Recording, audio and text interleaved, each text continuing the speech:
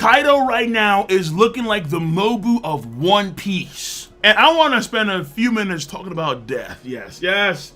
Listen, I know some folks donate. I'll get to that real soon. Just give me a few minutes, all right? Why do I like this chapter so much?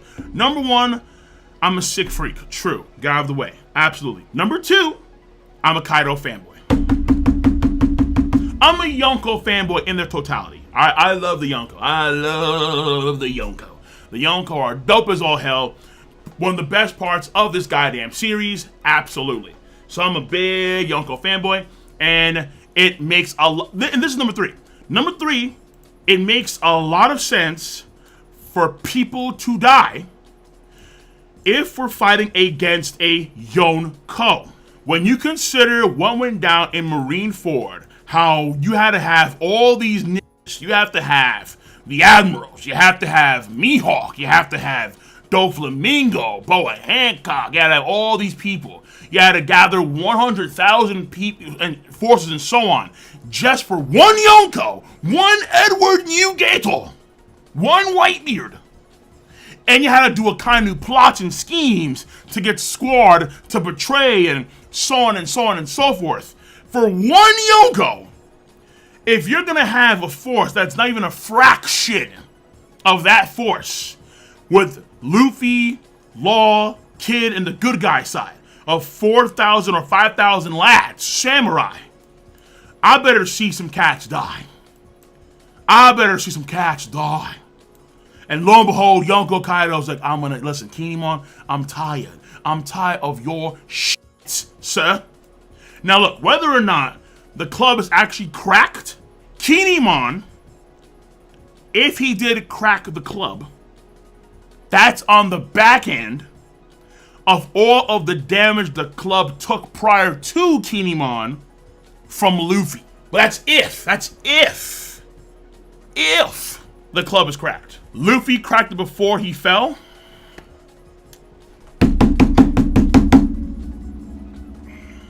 You know what?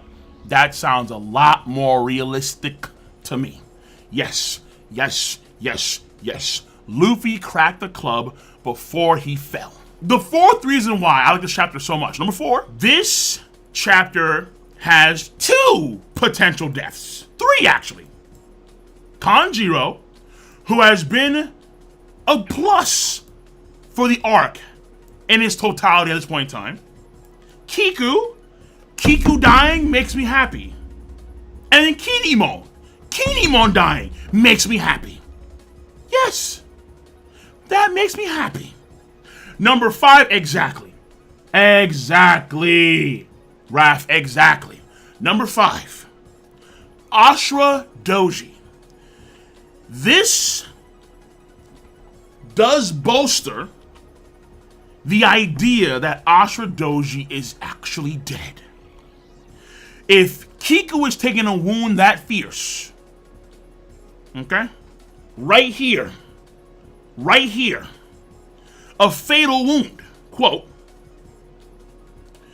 then what Ashura Doji took, he should be dead by comparison. And Kiku's already missing an arm.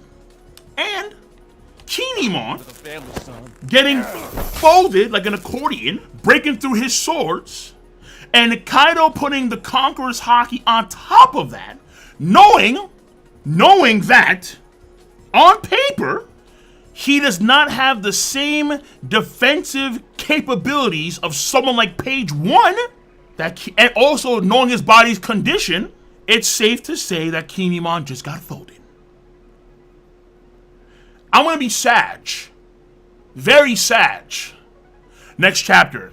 If Kinemon is still there, he bent his body forward and is like weirdly under it, and I'm holding on his fist. And I was like, Kaido. I'm gonna be very, very, very Sag. But given his body's position, that'd be very, very strange.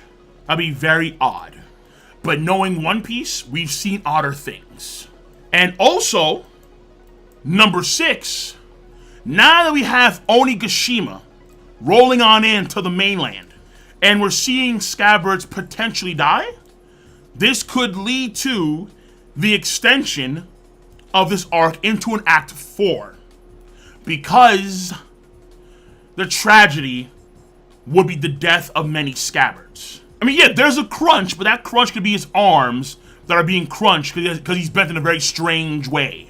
So there's a crunch sound, but that could be literally his arms breaking, and he blocked it like last second and is about to die. But in comes Yamato to stop Kaido, and I can see it I'm telling you, chat. I'm telling you here and now. You know that's possible. You know that's possible. You know it's gonna be some weird, my arms, no! You survived, not dead. But the Kozuki ends now. And then in comes Yamato, no, stop, daddy. You know it's possible. You know what I just said is absolutely possible. Absolutely. It's easily within the playbook. And it breaks my heart. Absolutely does. At the end of the day, this is why I say we are 5 millimeters away from 6 feet under, because you never really know until it's all really said and done. Even Pedro, people expect a comeback, and he's going to be on a ship with Virgo and Monet.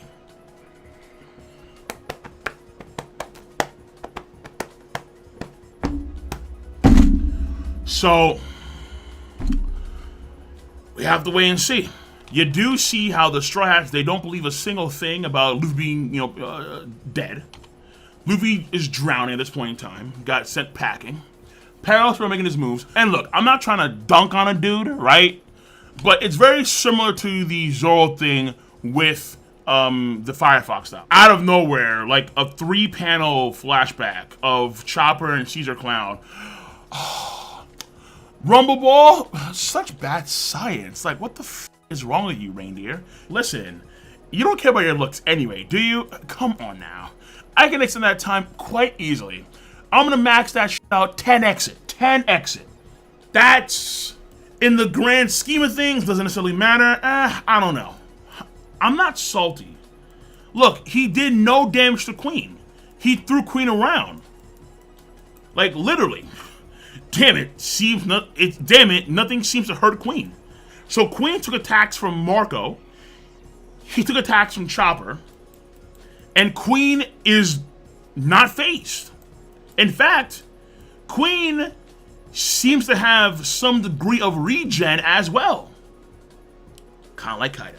Queen can be defense-oriented, closer to Kaido than most folks in the crew. And then King is going to be offensive-oriented, closer to Kaido than most folks in the crew. Boom. Okay, I'll say it like that. Afterwards, seeing the react. Oh yeah, I forgot too. We're skipping fight stuff. We're skipping fight stuff with Who's Who in Jinbei, and most importantly, and tragically, Black Maria versus Brooke and Robin. Robin is already scuffed up. In fact, I think she's even bleeding from her nose. Yes, Robin is also bleeding from her nose, yo. The only way that we're gonna ever get a full fight is if Oda goes back in time for like, let's say 10, 20 minutes. And then we see how the fight starts off, how it finishes. But knowing Oda, just like with Luffy and Don Chinjao, we saw the beginning, like the first engagements, then the core is skipped. And then we just see the conclusion, which I despise. In a general sense, he has to pace out these fights better. The raid, Yamato's coming in at some point. And I think Yamato's going to fight her dad for a period of time. I think that Luffy is going to be saved by Law's crew on the submarine. I'm not with the idea fully that that the raid is going to fail in its totality. So this chapter has some things that I don't like, but it has some things that I really, really, really, really, really do.